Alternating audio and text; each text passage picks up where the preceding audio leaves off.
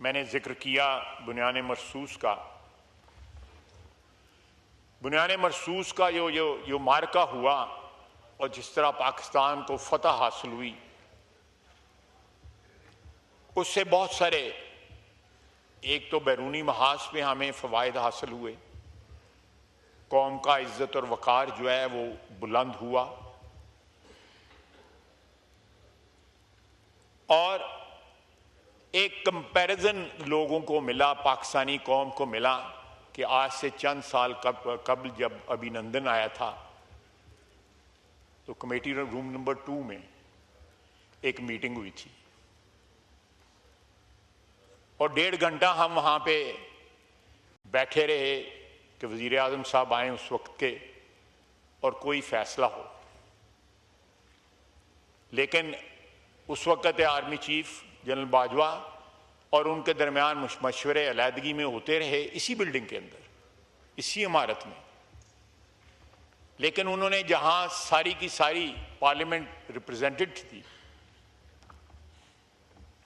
असद कैसर साहब भी वहां पे मौजूद थे, उन्होंने उसमें शिरकत से, लेकिन फैसला जो है जो कुछ हुआ वो आपके सामने है। हमने अभिनंदन को वापस किया और वो एक सरेंडर था। आपको याद होगा इसी ऐवान में टांगे कांपने की जो बात हुई, आपको भी टारगेट किया गया उस पर। ये सारा तारीख है और हम उस तारीख पे उस वक्त भी शर्मिंदा हुए, आज भी शर्मिंदा है कि आर्मी चीफ और उस वक्त के वजीर आजम ने मिलके कौमी वकार को ठेस पहुंचाई और जो फतह उस वक्त एयरफोर्स ने हासिल की, एक जहाज जो है पाकिस्तानी स्पेस को जिसने वायलेट किया उसको गिराया और उसके पायलट को हमने गिरफ्तार किया। लेकिन एब्जेक्ट सरेंडर जो है विदिन 24 आवर्स जो है हमने किया। क्या वजूहत थी, मैं उसकी तफसील में नहीं जाना चाहता। लेकिन अब जो हुआ, फॉर्चुनेटली मेरे लिए ये बड़ा फख्र का मकाम है कि मैं उस सारे प्रोसेस का हिस्सा रहा। जिस तरह बुलंद हौसले ने, मैंने दोनों सिचुएशंस देखी ना, उस वक्त जनरल बाजवा साहब का और वज़ीर आज़म का भी हौसला देखा उस वक्त के, और इस वक्त भी मैंने हौसले देखे अपनी अफवाज के जो चीफ थे तीनों के, उनके हौसले देखे। उस रात जो है, आधी रात को ये फैसला हुआ कि हमने रिएक्ट करना है, रिटेलिएट करना है, जवाब देना है। फजर के बाद 2-2:30 बजे फिर इंडिया ने हमला किया और फिर उसको जवाब दिया गया जो फैसला कुन था। किसी मरहले पे ये 10, 15, 20 रोज के अंदर जो भी मुद्दत गुजरी, कहीं पे किसी के ज़हन में जो है शायबा भी ना आया कि हमने कौमी वकार के ऊपर जो है वो समझौता करना है। शायबा भी ना आया। बड़े इंस्पायरिंग थे हमारी अफवाज के जो हौसले थे, बड़े इंस्पायरिंग थे। बड़ी मुद्दत के बाद जो है रियासत में जो है एक एतमाद आया, हम लोगों को एतमाद आया, अवाम को एक एतमाद आया कि हमारे मुहाफ़िज़ जो हैं वो दलेर हैं, रेजोल्यूट हैं और उनके हौसले बुलंद हैं और पाकिस्तान के चप्पे चप्पे की हिफाजत करेंगे। और जो हमारी एयरफोर्स ने कमाल दिखाया, जिनके जहाज थे वो भी आशश कर उठे, वो भी आके पूछते हैं कि ये जहाज हमने तुम्हें दिए थे, NH की लाया है जी, ये कमाल दिखाया, ये उनको भी नहीं पता। ये सारे का सारा जो है इंडिजिनस जो है हमारी टेक्नोलॉजी, हमारे बच्चों ने, हमारे जो साइबर वॉरियर्स ने, वहां पे जो है स्टेडियम की लाइटें चली गई, IPL बंद हो गया, पानी रिलीज हो गया डैम्स में, ग्रिड बंद हो गए। ये सारी बातें जो हैं, ये सारे हमले जो है, जो साइबर अटैक्स ये हमारे बच्चों ने किए, हमारे जवानों ने किए, साइबर वॉरियर्स ने किए। हमें हमें जो है इस फतह के ऊपर जो है तमाम उम्र जो है ता क़यामत जो है फख्र होगा।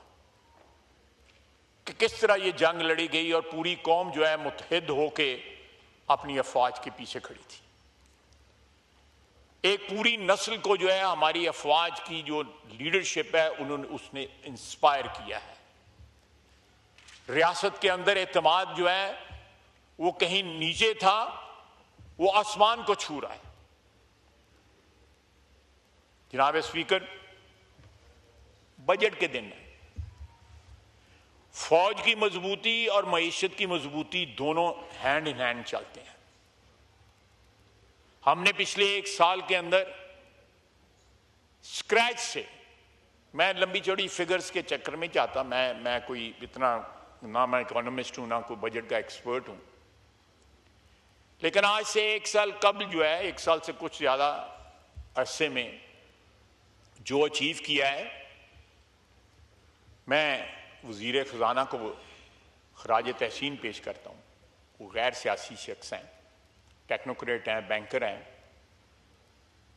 गो उनकी फैमिली जो है उनका सियासत के साथ गहरा ताल्लुक आज भी है और रहा भी है, लेकिन जिस तरह उन्होंने पाकिस्तान के लिए एतमाद जो है हासिल किया बैनुल अक़वामी जो फाइनेंशियल इंस्टीट्यूशंस हैं उनसे, वो कमाल है। और मेरे सामने ये फिगर्स हैं, मैं कोशिश करता हूं कि उनको पढ़ूं कि -0.2% से हमारा जीडीपी ग्रोथ जो है, रियल जीडीपी ग्रोथ, वो +2.7%। इट्स ए ह्यूज जंप कि आप माइनस से जो है 2.7 इज नॉट ए बड़ी फिगर नहीं है, लेकिन आप देखें कहां से हम स्टार्ट हुए और कहां आज खड़े हैं। और बाकायदा सारी दुनिया, बैंक्स, फाइनेंशियल इंस्टीट्यूशंस, हमारे दूसरे जो पार्टनर्स हैं इकोनॉमिक, इसमें पार्टनर्स जो हैं हमारे मुल्क के, वो उनको पाकिस्तान में कॉन्फिडेंस आया है कि Pakistan is on track as for the economy is concern. उसके बाद इन्फ्लेशन जो है मई 2023 में 40% थी, आज मई 2025 में 3.5% मंथली जो है इन्फ्लेशन, एनुअल जो है 4.6%। एक लंबा सफर है जो शहबाज शरीफ की क़यादत में और हमारा वजीर खजाना की क़यादत में हमने तय किया है। एक कॉन्फिडेंस, एक एतमाद जो है उसको बहाल किया है। आवाम को जो है कोई पूरी ठंडी हवा नहीं लग रही। आज भी जो है we are still in crisis, but we are moving out of the crisis. There is a hope, और बड़ी स्ट्रांग होप है, बड़ी कवि जो है हमें उम्मीद है कि इंशाअल्लाह ताला we'll be out of the woods in coming months और मे बी ए ईयर और 2 years जो है पाकिस्तान की इकोनॉमी जो है एक रोबस्ट इकोनॉमी होगी। जनाब वाला 2023 में ट्रेड जो बैलेंस था वो 7.6% ऑफ जीडीपी, और 2025 में current account shows A surplus of 1.2 billion. यही ट्रेड डेफिसिट ये भी जो है आपका जो है पॉजिटिविटी की तरफ आ गया। Foreign direct investment 1.11 billion 0.6% of GDP, 2025 में 0.7% of GDP, up to 20% from last year. इसी तरह मुख्तलिफ जो इन्फ्लेशन के मतलब, इन्फ्लेशन है लेकिन कहाँ अशारिये थे इन्फ्लेशन के और आज कहाँ पे है।